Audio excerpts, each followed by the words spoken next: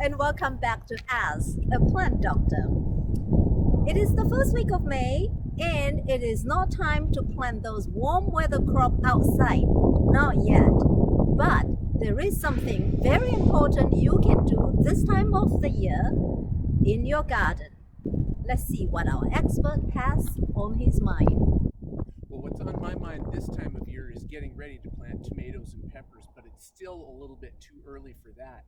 We can help get our garden beds ready, though, by adding some compost. And you can see this pile of compost behind me. Some people might call this dirt, and I can't stand that because compost is so much better than dirt. Dirt's what's under our fingernails. Compost is black gold in the garden. This is filled with organic matter that's going to help provide nutrients and hold on to water in our garden over the course of the year.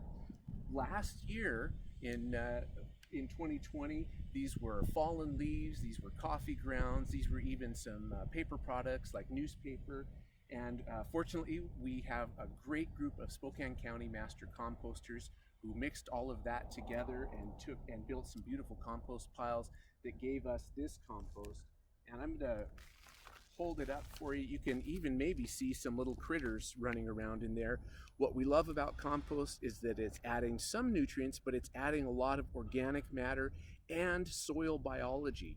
That biology is critical for our soils to unlock the nutrients that are already in there.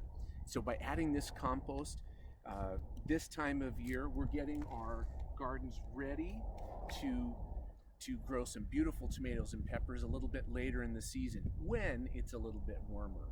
But right now, think compost and think feed your soil, feed your plants.